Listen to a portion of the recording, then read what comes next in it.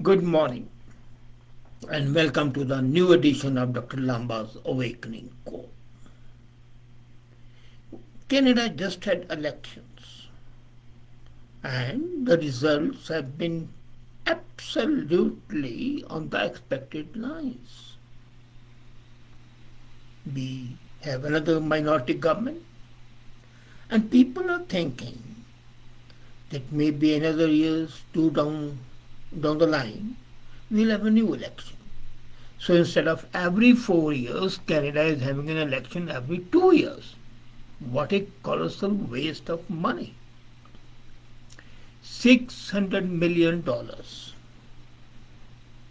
for a gamble that the Prime Minister Trudeau hoped that he would win, considering what he called a very successful victorious war on COVID-19. But what was to be was to be. And we face the same situation. Canada has another minority government. Now, what is it good or is it bad for Canadian democracy? That's the most important thing. In some ways, it's good that this government hasn't got a majority. Because majority, especially if it's a brute majority, or if the opposition is puerile, weak, as in Canada, as in India, then the government can ride roughshod and implements his agenda which may not be in the best interest of the country. It's bad because you can be sure that 2 years down the line you are going to spend another $600 million. Waste, not spend, waste another $600 million, or maybe by that inflation it comes to $100,000 million. So, what's that? As a matter of fact, one benefit is that it's a lot like governing party having a minority of seats in the House of Commons, which requires two things. A, it cannot take up actions which are against the collective will because it hopes for the survival of other parties. It requires to perform, to be able to work with opposition parties. And working with opposition parties is always a question of give and take. Canada has a lot of experience with the minority governments, and we have seen that they have sometimes been good, sometimes not been good. But mostly the minority governments have performed better than the majority governments. There have been some exceptions, like Mackenzie King's, when it was a majority government, it was very successful. Harper, very successful. But otherwise, if the leader is not visionary and the leader lacks the will to take up actions which are in the interest of the country, in that case, it is always better to have a minority government. Minority government, in fact, tempers the chronic problem in the parliamentary system of democracy. And that is the Prime Minister and the senior political staff, if they have excess of power, they are like bulls on a rampage. Power corrupts, and absolute power tends to corrupt absolutely. Now, the corruption can be in money shape, it can be in the shape of misuse of power, it can be in harmful policies of foreign policies or infrastructure or whatever. But in case all these are combined in one person, we have seen financially they have been corrupt, morally they have been corrupt, and they have been kowtowing slavishly to China. So, what happens is that if they have a majority, instead of barreling forward with a public policy and taking members of parliament for granted, now they'll have to spend some time consulting them as well. They still may not do it. They can always go it. Under law, the parliament is to meet twice a year. Now, how long the session is for the Prime Minister to decide. And he can easily cut short, apply the guillotine, and when he applies the guillotine, what happens? Then it's a government by the executive. But in a minority government, there is another benefit that the backbencher members have some benefit. They are more powerful. The average MP's vote has more impact. Otherwise, the average MP is ignored. Government would fall if it lacks their support. Many times, the backbenchers bring about such a change that you are marveling. Parliamentary committees are no longer dominated by the governing body. The governing party, normally what happens in committees, that the membership of committees is as in the ratio of the total number of seats that the party has. So if they're evenly spread, then the committees are also evenly spread, and in the committees then it's easy to maneuver, manipulate, and convince the other member, one or two, look here, what we are doing is for the national good, and it can be done. So the committees have more freedom to monitor the government, question the ministers, and also the Prime Minister's office, what they're trying to do, what are they achieving. So this sort of control, monitoring, constant evaluation keeps the government on toes. In short, a minority government gives them the legislature more power, and it's a check on the executive branch. Unfortunately, in USA we have, or rather fortunately for USA, we have checks and balancing system. In Canada or in India, we don't have that system. The parliamentary checks are very, very limited.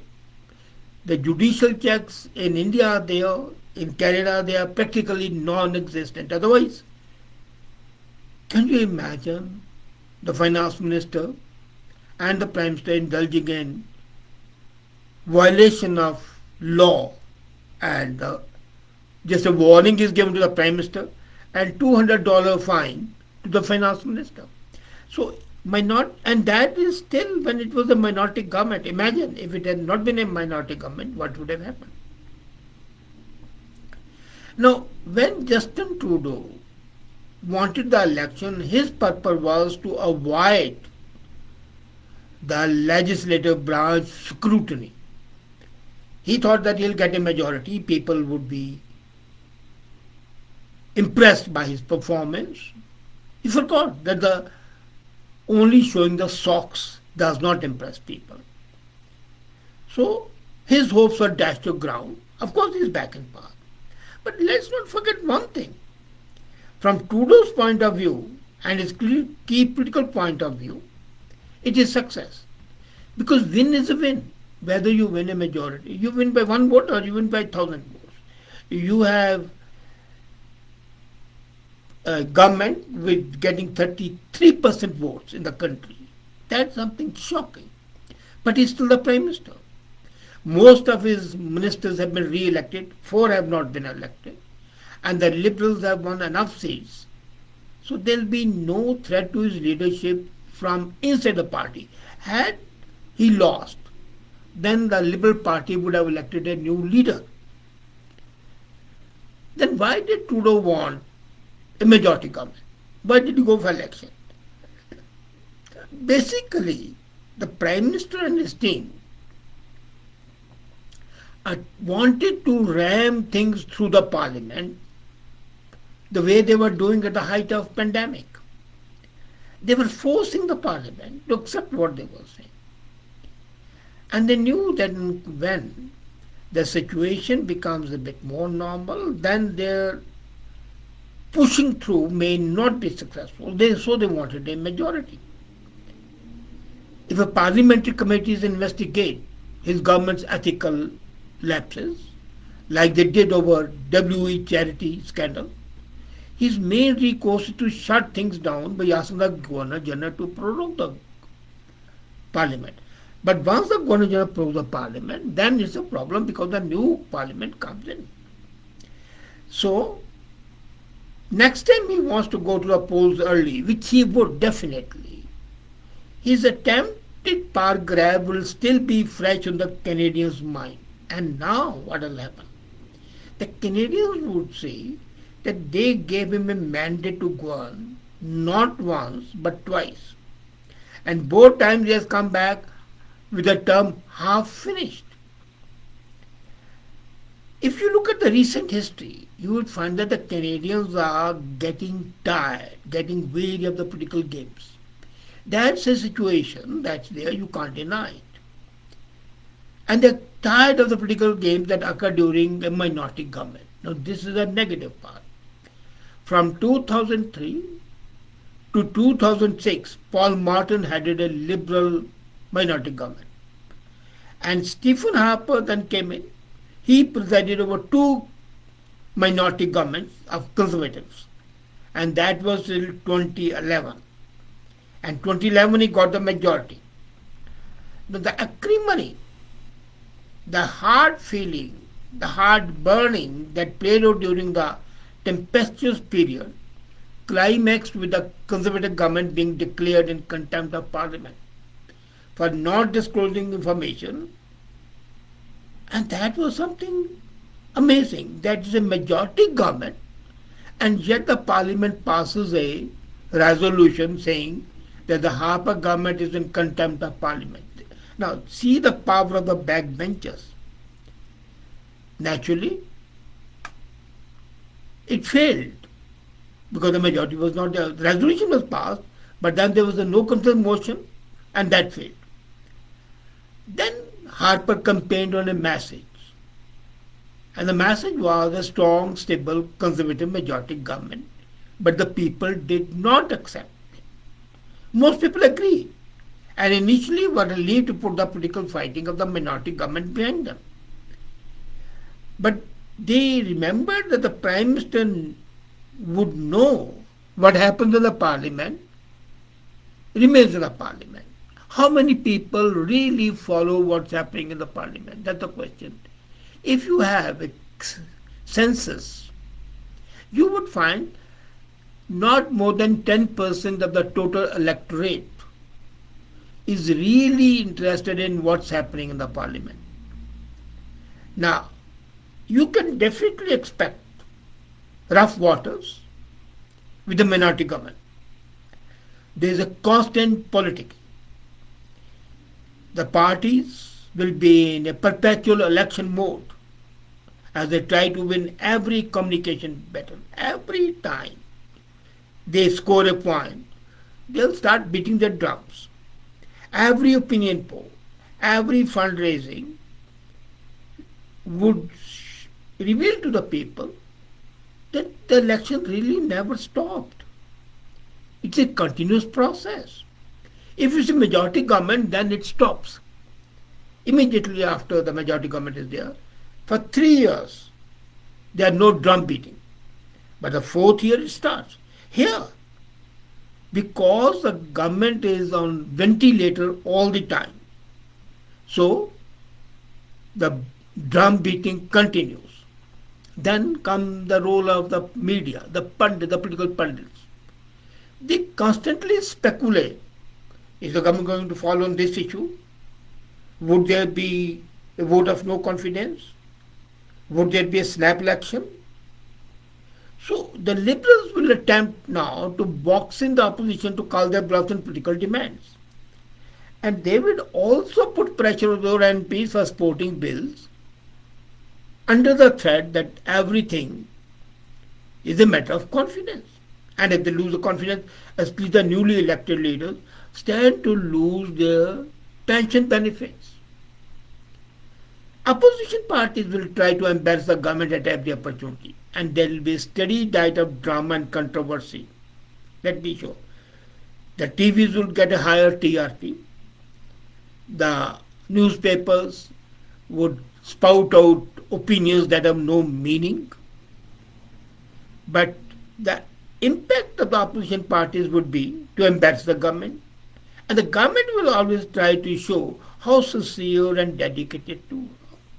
Now, the only thing that will join and unify all parties, ruling and opposition, would be the fear of election that could cost them seats and money and pension benefits. You can be sure as citizens that you are in for a rough political ride. But sometimes good things do happen when the political parties are forced to collaborate. Now, one problem which I foresee is that Jagmeet, because conservatives are not going to help him, and Jagmeet might get away with some absolutely zany ideas.